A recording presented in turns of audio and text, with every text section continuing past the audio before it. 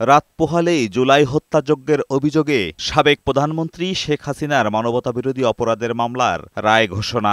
বিচারপতি মোহাম্মদ গোলাম মোর্তজা মজুমদারের নেতৃত্বাধীন ৩ সদস্যের আন্তর্জাতিক অপরাধ ট্রাইব্যুনালে এই মামলার রায়ের দিন ধার্য রয়েছে।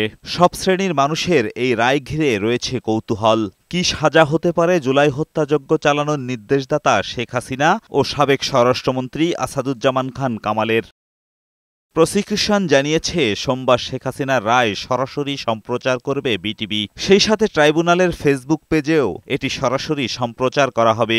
শুধু তাই নয়, ঢাকা শহরের বেশ কয়েকটি জায়গায় বড় স্ক্রিনে রায় ঘোষণা সম্প্রচার করবে সংস্কৃতি মন্ত্রণালয়।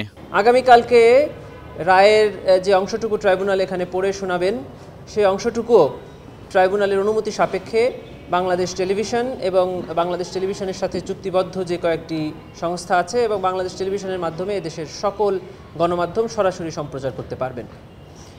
এটাই।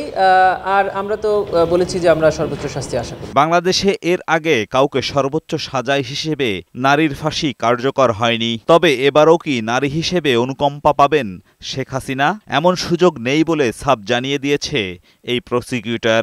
আসামি নারী হোক পুরুষ হোক, তিনি তার অবস্থানে থেকে কি অপরাধ করেছেন সেই অপরাধের গ্র্যাভিটি বিবেচনা করে শাস্তি প্রদান করা হবে। শেখ হাসিনার রায়ের পর তার সাজা হলে ফের পরোয়ানা ইন্টারপোলে পাঠানো হবে বলেও জানায় প্রসিকিউটর। কালকে যদি রায় হয় এবং রায়ে যদি ট্রাইব্যুনাল ওনার বিরুদ্ধে শাস্তি প্রদান করেন, তাহলে আমরা আরেকটি কনভিকশন ওয়ারেন্টের আবেদন ইন্টারপোলে আবার পাঠাবো তার বিরুদ্ধে রেড নোটিশ জারির জন্য। এদিন আশুলিয়া মরদেহ পোড়ানোর ঘটনায় ডিএনএ পরীক্ষায় শনাক্ত হওয়া আবুল হোসেনের মরদেহ কবর থেকে তুলে তার পরিবারকে বুঝিয়ে দিতে এবং শহীদের তালিকায় তার নাম ওঠানোর নির্দেশ দিয়েছে ট্রাইব্যুনাল। ঢাকার ডিএমকে নির্দেশ দিয়েছেন ওইখান থেকে লাশটা উত্তোলন করে লাকি আক্তারের জিম্মায় হস্তান্তর বা মালিকানায় হস্তান্তর করার জন্য। এজাজুল হক মুকুল, বৈশাখী সংবাদ, ঢাকা।